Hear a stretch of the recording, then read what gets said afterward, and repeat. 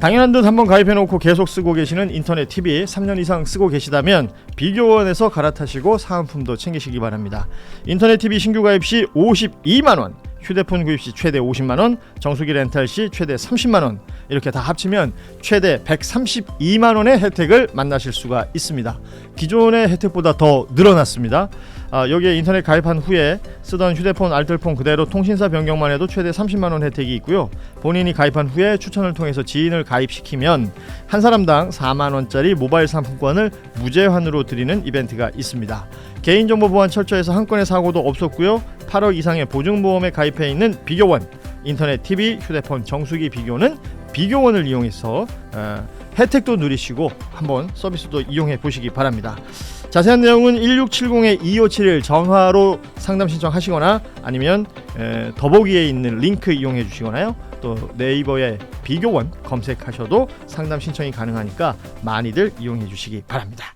자, 장동혁 대표가 이제 곧 취임 1주년이 된다 그래요. 네. 1주년이 되면 1주년밖에 안 됐어요. 네. 거의 무슨 완전 한 20년 정도 잡고 있는 사람인 것 같아. 종신 대표 같아. 1년밖에 안 됐어요. 자, 뭐 지금 그래서 광복절 즈음에서 당 개혁안을 발표한다.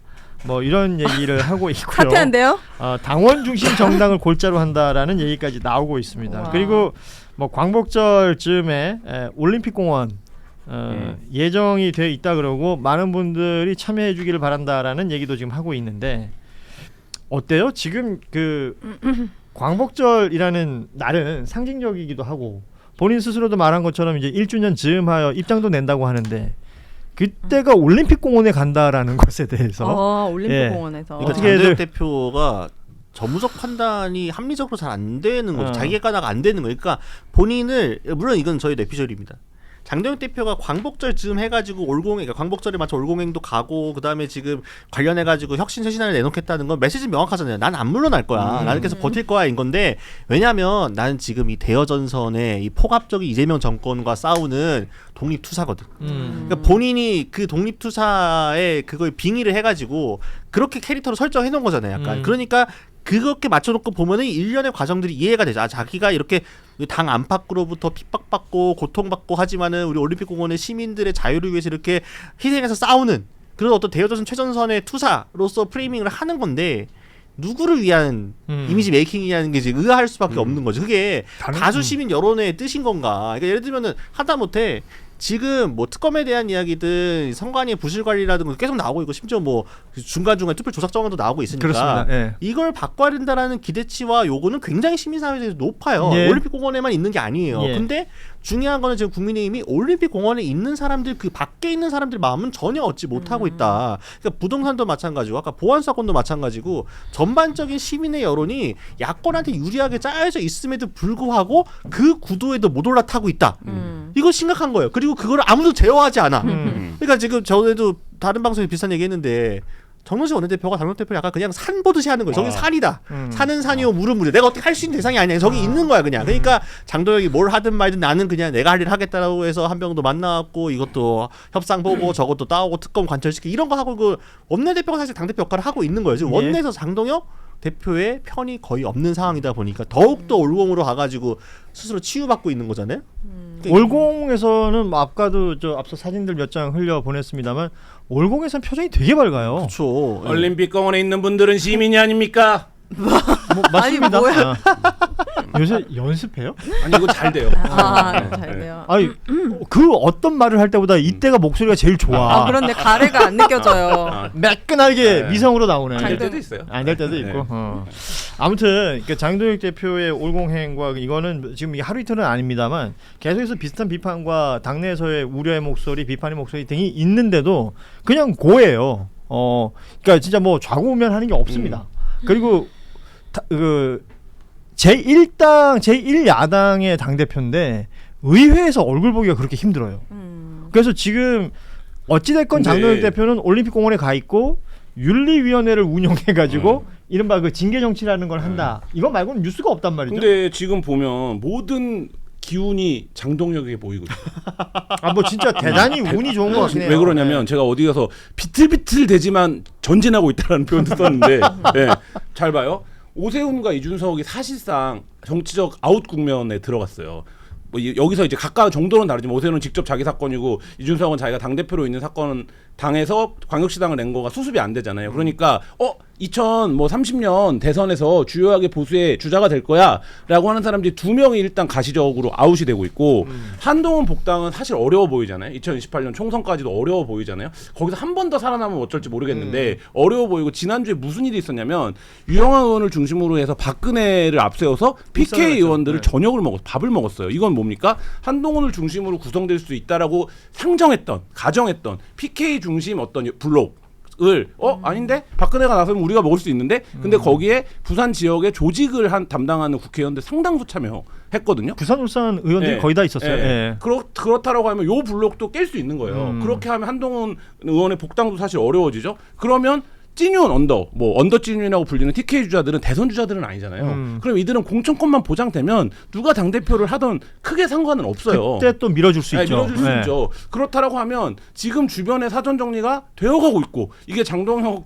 대표의 놀라운 정치적 기획인지 뭔지 모르겠지만 어떻게 하다 보니까 이렇게 되는 건지 어떤 건지 모르겠지만 이렇게 되고 있고 본인은 지금 뭡니까? 10% 15%의 완전한 지지를 받는 올공에만 가면 더할 나위가 없는 이런 정치인인데 장동혁이 여의도로 돌아와서 늘 무시당하는 것 같지만 막상 선거 가면 내가 들고 있는 10% 없이는 선거 안 될 텐데 이렇게 얘기할 수 있는 이제 지분까지 확보를 했기 때문에 국민의힘에서 지금 쉽지 않다. 그러니까 국민의힘 보수라고 나오는 시사 패널들만 맨날 장동혁을 조롱하는 거지 실제 그리고 국민의힘 내에서 국회의원들이 장동혁을 무시한다라고 얘기를 맨날 하지만 우리가 기자들도 다 그렇게 얘기를 해요. 하지만 장동혁은 굳건하다. 알고 봤더니 정치 천재? 뭐 이런 정치 천재 뭐야? 장동혁? 뭐 약간 이런 거. 본인이 무시당한다고 생각하지 않는 것 같아요. 그만큼 나의 뉴스가 많다라고 판단하고 있는 것 같고. 우리 당에서는 내 뉴스가 제일 많잖아. 이런 그건 거죠. 확실한 것 같아요. 저는 지금 취임 1년이라는 말을 너무 충격받았어요. 너무 에피소드가 많았잖아요. 그리고 저는 장동혁 대표가 조금 원망스러운 것도 있어요. 이렇게 야당이 개판이기 때문에 민주당이 지금 속이 편해서 분열을 이렇게 심각하게 했나? 지난 1년 동안 이렇게 이재명 정부에 서포트 안 해줬나? 약간 이런 원망도 있어요. 야당이 진짜 제대로 똑똑하게 잘 바로 섰다면은 지금 정도의 분열은 없지 않았을까? 이건 너무 핑계 같기도 하지만 그런 생각이 드네요. 드네요. 서로가 서로에 대해서 그렇게 탓할 수는 있을 것 같습니다. 그러나 이 장동혁 대표가 지금 보이고 있는 저 행보에 대해서 절대 이제는 무시할 수 없는 수준의 세력이라는 맞아요. 게 생겨버렸기 때문에 그리고 국민의힘 제1야당의 당 대표임에도 틀림이 없습니다. 네. 그리고 그의 임기는 아직도 한참 남았고 그래서 뭐 내년 2월이다 어쩐다 뭐 다양한 얘기들이 나오지만 그때 지금 우리 김한 기자 표현대로 주요 포인트마다 장동혁 대표에게로 뭔가 라이트가 이렇게 비치고 있는 듯한. 사람들이 막 이번에 지뢰 밟는다 안 밟고 딱 살아남았죠. 이런 그리고 밟아도 살아남은 거 아니에요 혹시? 아니야. 밟진 않아요? 밟진 않아요. 그러니까 뭐가 비틀비틀 분명히 밟을 것 같은데 안 밟아. 맨땅을 밟고 있어요. 신기하네. 이런 느낌들을 우리가 그냥 고스란히 어떻게 해석을 해야 될까를 보는데 앞서 오세훈, 이준석 두 이제 야권에서의 대권 주자들이 좀 쉽지 않아졌다라고 하는데 여기 한 명 남는 게 이제 한동훈 무소속 의원이 있을 겁니다. 한동훈 의원이 상향식 국민 공천 도입이 필요하다라는 메시지를 했어요. 그러니까 무슨 당에서 하겠다는 얘기는 없었습니다. 네. 그런데 본인은 지금 무소속이고요. 네. 무소속은 상향식 공천을 받지 않으셔도 되는 거예요. 그러니까 내가 이걸 보면서도 한참을 봤어요. 어디서 하겠다는 얘기지? 양당에 제안한 거예요. 양당에. 그래요? 네. 상향식 그건 뭔데요? 무슨 그러니까 방법이 있는데요? 상향식 그건 뭔데? 하향식은 네. 이제 당 대표가 이제 공천관리위원회가 뭐 전략 공천 뭐 이렇게 여기는 위에서 누구 이제 누르는 거라. 누르는 네. 거고 상향식은 이제 모든 지역에서 이른바 오픈 프라이머리라고 하는 경선 다 등록해서 경선에서 여러 이렇게 사람 해서, 모아가지고. 하는 네. 뭐 이런 거를 의미하는데 이게 되게 뭐라 그래야 되지? 한가하고 속편한 아저씨들이 많이 하는 얘기예요. 예를 들면 그러니까 아직 2년이나 남았잖아요. 그리고 정치적 반대 태제로 할 때 늘 옳은 얘기예요. 이거 뭐냐면 이거 저 국민윤리 교과서에 나오는 얘기 같은 거지. 이 사실은. 얘기를 어느 순간에 이 어떤 정치인이 이 얘기를 한다. 근데 저거 정치인이 평소에는 정당 정치나 정치 개혁에 큰 의지가 없었던 사람인 것 같은데 갑자기 이 얘기를 한다 그러면 아직 권력은 없구나 이렇게 이해하시면 돼요. 입 바른 소리 하는구나.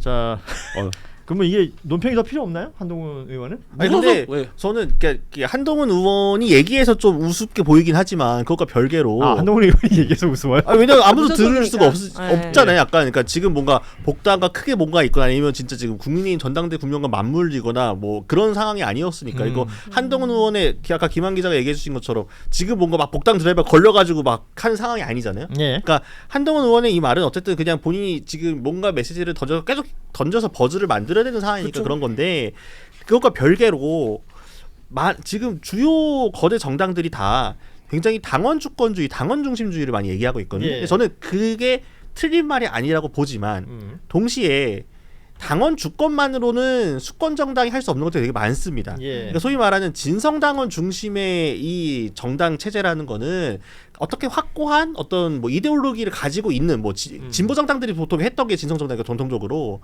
조금 이 실제로 권력을 쥘 수 있고 정권을 가졌던 정당들은 그게 아니라 조금 더 국민과 가까이 내가 어떤 이데올로기를 가지고 설득하는 게 아니라 국민들의 의견을 받아들여 가지고 어떻게 넓게 퍼뜨릴까 생각했던 정당이기 때문에 정말로 수권을 한다고 하게 되면은 당원 주권만큼 더 중요한 당 밖에 있는 국민들을 어떻게 수렴할 것인가가 중요한 거. 그러니까 사실 미국에서는 오픈 프라이머리 완전 100% 국민 경선이 되게 일반화되어 있는 거잖아요.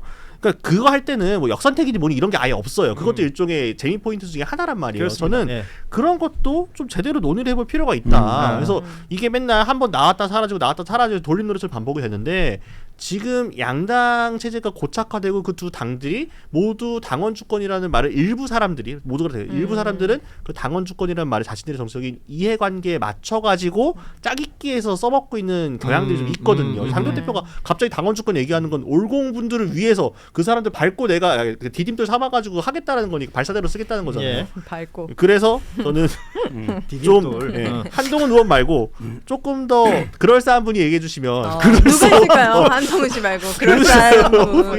예. 조금 더 그럴싸한 분이 얘기해 주시면 한동훈 좋겠다. 의원은 뭐 반대로 얘기하면 이제 그럴싸하지 않다. 아직은 아직은. 그럴싸하지 않다. 아니 뭐 아직은. 최소한 뭐 시당 위원장이라도 돼야 이걸 얘기를 해야 그렇죠. 아 내가 우리 당에서 내가 공천권을 행사할 수 있는데 상향식 공천으로 하자. 그럼 내가 내려놓게. 이래야 뭔가 얘기가 그러니까 정당 안에 있어야지 네. 유효한 발언이 되는 건데 네. 예, 무소속 상태에서 얘기를 했고 이걸 대부분의 이제 다루는 곳에서는 국민의힘 사이드에서 다루고 있다는 네. 부분, 이 부분까지 정리를 근데 하고. 그 네. 능력은 탁월한 것 같아요. 그러니까 예를 들면 이슈를 타고 가는 능력. 그러니까 지금 어쨌든 한동훈 무소속으로서 별다른 존재감을 보이지 않을 수 있는데 어떤 이슈들에서 이거를 타고 가는 능력은 한동훈식 미디어 정치는 효과를 발휘하고 있는 것 같아요. 그러니까 우리도 여기서 다루잖아요.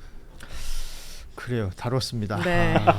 여기서 다루면은 탁월한 거예요. 아니 그러니까 이게 언론에 보도도 되고. 네. 그러니까 그 기사가 나온다는 거니까. 예, 그 사실은 이 기사가 이렇게 나오면 만약에 제가 기사를 쓴다면 마지막에 한 줄 쓰겠죠. 참고로 한동훈 의원은 무소속이다. 이렇게 한 줄 쓸 텐데 그게 없으니까. 그러나 한동훈 예. 의원은 공천권이 없다. 네. 뭐 이런 것들이 중요하다. 저는 그렇게 생각을 합니다. 그리고 지금 저 사진 좀 띄워주시죠. 예, 오세훈 서울시장과 유승민 전 의원이 만났어요. 이 행보를 어떻게 해석을 할 것인가. 뭐 보수의 미래에 대한 협력, 뭐 이런 얘기들을 한다고 하는데 글쎄요. 지금 우리 저 제작진이 저한테 방송 들어오기 전에 그 쇼츠 제목을 미리 뽑아놨대요. 재판 중인 오세훈, 입건된 유승민, 뭐 이렇게 둘이 만났다, 뭐 이렇게 얘기를 했다는데 입건됐구나. 못된 네. 사람들. 딸 채용 관련된 의혹으로 네. 피의자 조사를 받은 바가 있으니까 네. 입건이 돼 있는 게 맞죠. 두 인물의 만남을 뭐 이렇게 우리가 해석을 해야 될까요? 밥때 만날 수 있는 거 아니에요? 끼니 네, 함께 하려고 끼니 때우려고. 밥 같이 먹을 수 있는 거잖아요. 진짜 네. 방송이 너무 힘들다. 근데 제가 오늘 오전에 유승민 전 의원하고 통화를 잠깐 아, 했는데 역시. 예.